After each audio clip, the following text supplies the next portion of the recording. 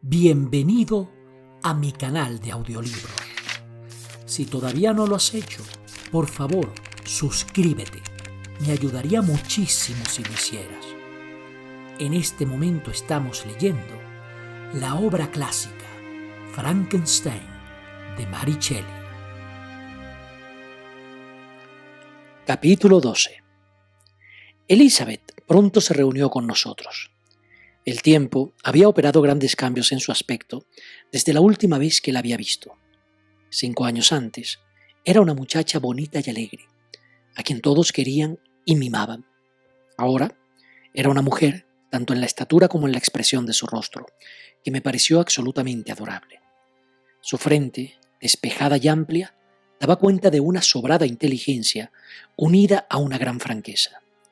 Sus ojos eran avellanados y denotaban una extraordinaria dulzura, ahora mezclada con la tristeza por las recientes penas. Sus cabellos tenían un oscuro color castaño rojizo, su tez era blanca y su figura ligera y graciosa. Me saludó con todo el cariño. «Tu llegada, mi queridísimo primo», dijo, «me llena de esperanza. Quizá descubras algún medio de demostrar la inocencia de mi pobre Justin.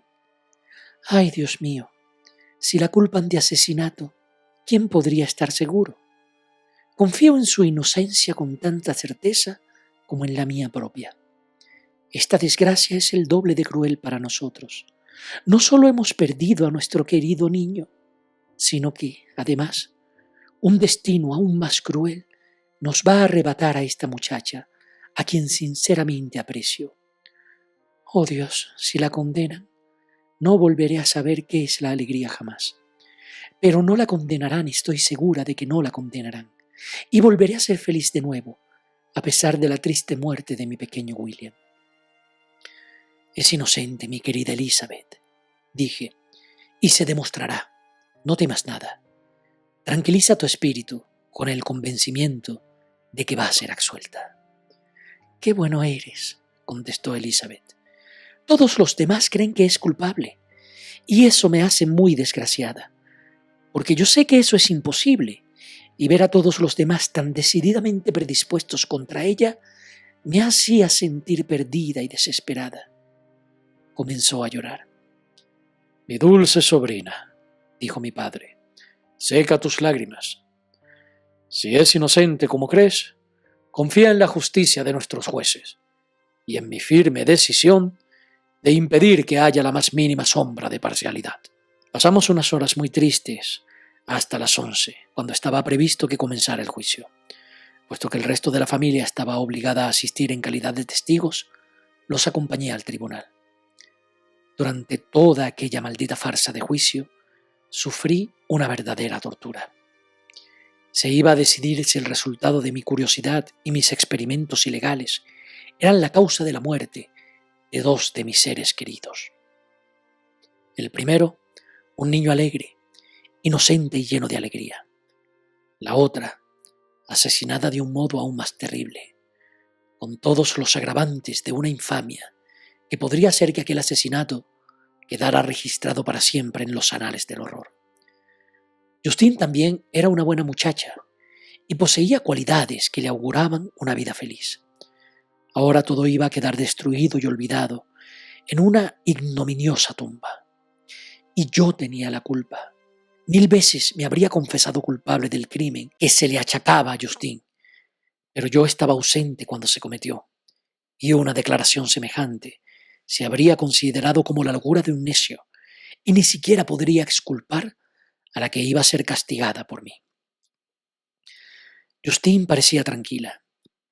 Iba vestida de luto, y sus facciones, siempre atractivas, se habían tornado exquisitamente hermosas por la gravedad de sus sentimientos.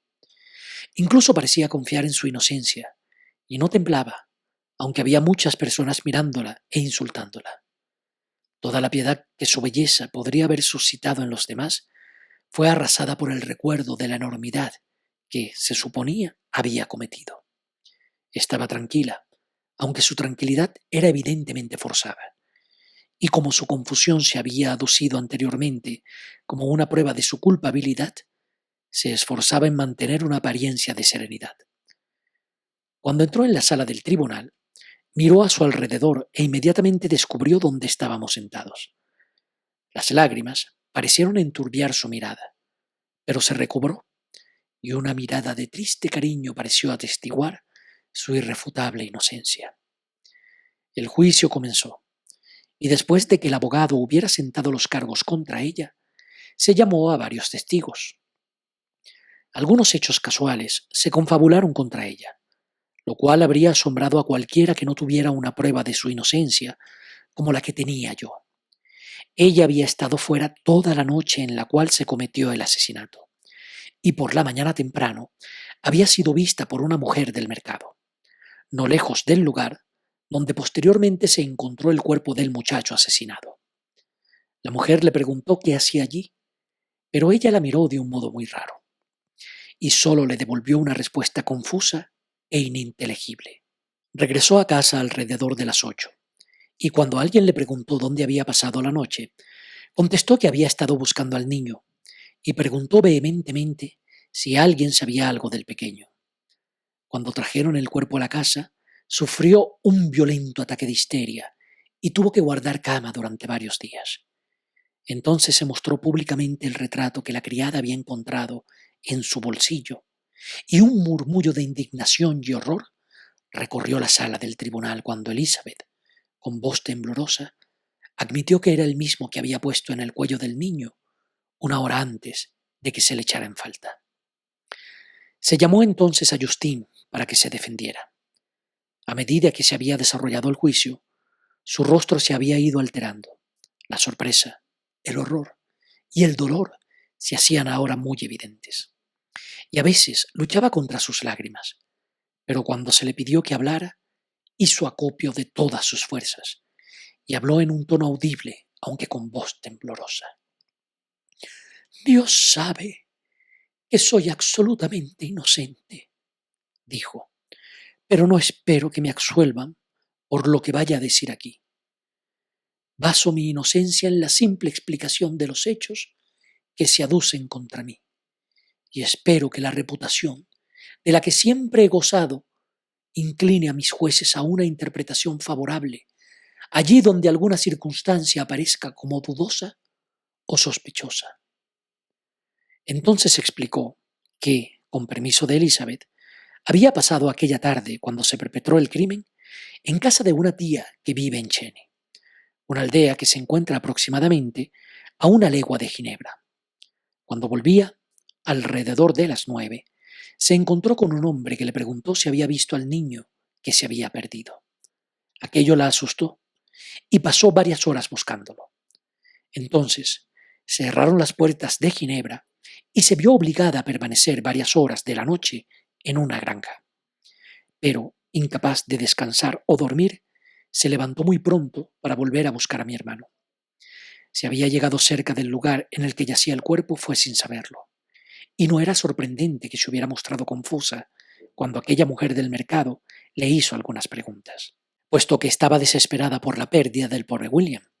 Respecto al retrato en miniatura, no podía dar ninguna explicación. «Ya sé cuán grave y fatalmente pesa esta circunstancia concreta contra mí», añadió infeliz, «pero no puedo explicarlo. He confesado mi absoluta ignorancia al respecto, y solo me resta hacer suposiciones respecto a las razones por las cuales se colocó ese objeto en mi bolsillo. Pero también aquí tengo que detenerme. Creo que no tengo ningún enemigo en el mundo, y con seguridad ninguno que pudiera haber sido tan malvado como para destruirme tan gratuitamente. Lo puso el asesino ahí. No tengo conciencia de haberle dado ninguna oportunidad para que lo hiciera. Y si ciertamente le ofrecí sin querer esa oportunidad, ¿por qué habría robado la joya el asesino si pensaba desprenderse de ella tan pronto? Pongo mi causa en manos de la justicia de los jueces, aunque comprendo que no hay lugar para la esperanza, y ruego que se permita que se pregunte a algunos testigos respecto a mi carácter, y si sus testimonios no prevalecen sobre mi supuesta culpabilidad, tendré que ser condenada aunque yo preferiría fundar mis esperanzas de salvación en mi inocencia. Fueron citados varios testigos que la habían conocido desde hacía muchos años, y todos hablaron bien de ella. Pero el temor y la aversión por el crimen del cual la creían culpable los tornó temerosos y poco vehementes.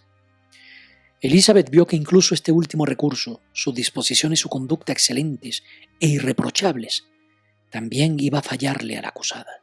Y entonces, aunque terriblemente nerviosa, pidió permiso para hablar.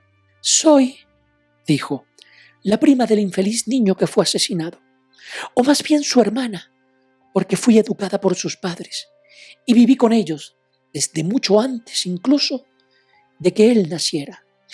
Así que tal vez se considere improcedente que declare aquí. Pero cuando veo a una criatura como ella estar en peligro solo por la cobardía de sus supuestos amigos, deseo que se me permita hablar para poder decir lo que sé de su carácter. La conozco bien. He vivido en la misma casa con ella, al principio durante 5 años y más adelante casi otros 2. Durante todo ese tiempo me ha parecido la criatura más amable y buena. Cuidó a mi tía en su última enfermedad con el mayor cariño y atención, y después se ocupó de su propia madre durante una larga y penosa enfermedad de un modo que causó la admiración de todos los que la conocían. Después de aquello, volvió a vivir en casa de mi tío, donde era apreciada y querida por toda la familia. Sentía un afecto muy especial por el niño que ha sido asesinado y siempre actuó para con él como una madre cariñosísima. Por mi parte, no dudo en afirmar que a pesar de todas las pruebas que se presenten contra ella, yo creo y confío en su absoluta inocencia. No tenía ningún motivo para hacer algo así. Y respecto a esa tontería que parece ser la prueba principal, si ella hubiera mostrado algún deseo de tenerla, yo se la habría dado de buen grado. Tanto la aprecio y la valoro». «Maravillosa, Elizabeth», se oyó un murmullo de aprobación, pero se debió a su generosa intervención, y no porque hubiera un sentimiento favorable hacia la pobre Justine, sobre la cual se volvió a desatar la indignación del público con renovada violencia, acusándola de la más perversa ingratitud. Ella lloraba mientras Elizabeth hablaba, pero no dijo nada. Mi nerviosismo y mi angustia fueron indescriptibles durante todo el juicio. Yo creía que era inocente, lo sabía. ¿Acaso el monstruo que había matado a mi hermano, no me cabía la menor duda, en su infernal juego había entregado a aquella muchacha inocente a la muerte y a la ignominia? No podía soportar el horror de la situación, y cuando vi que la opinión pública y el rostro de los jueces ya habían condenado a mi infeliz víctima, abandoné la sala angustiado. Los sufrimientos de la acusada no eran comparables con los míos. Ella se apoyaba en la inocencia, pero a mí las garras del remordimiento me desgarraban el pecho. Pasé una noche absolutamente miserable. Por la mañana volví al tribunal. Tenía los labios y la garganta ardiendo. No me atrevía a lanzar la maldita pregunta, pero me conocían y el oficial imaginó la razón de mi visita. Se habían emitido los votos. Todos eran negros y Justine fue condenada.